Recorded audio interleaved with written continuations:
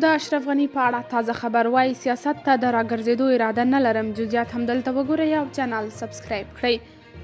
تېره ورځ اماراتو ته د پخواني ولسمشر حامد کرزي او د طالبانو د مهمو مشرانو ملا یعقوب او انس حقاني د سفر سره سم یو شمېر رسنیو راپورونه خپاره کړل چې ګینې دوی اماراتو ته ځکه تللي ترڅو هلته د امریکا د استازي ټام ویسټ په شتون کې ولسمشر غني سره وګوري او د دې لیدنې هدف هم دا وښودل شو چې هغه ته قناعت ورکړي ترڅو بیرته افغانستان ته راشي او یو شمېر اقتصادي برخو کې له طالبانو سره همکاري وکړي.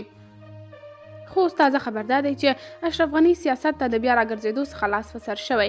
اماراتو کې د اشرف غني، حامد کرزي او ملا یعقوب د احتمالي لیدنې په اړه اشرف غني ته نږدې کس کبیر حقمل په خپله ټویټر پاڼه کې لیکلي طالبان دروازه په دروازه ګرځي او د مشروعیت خیرات ټولوي.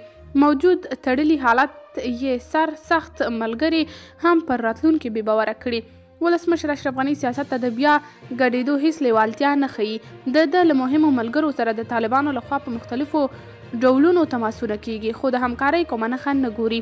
یاد دې وي چې پرون یو شمېر راپورونه نشر شول چې ګواکې طالبان غواړي اشرف غني ته بیرته هیواد ته د راتګ لپاره قناعت ورکړي. یو شمېر هیوادوال بیا وایي چې که ولسمشر غني سیاست ته راتګ نه غواړي هم باید طالبان داسې یو ټول شموله حکومت جوړ کړي چې ټولې نړۍ ته د منلو وي او بیا د اقتصاد پرمختګ لپاره ولسمشر غني هم بیرته هیواد ته راوړي.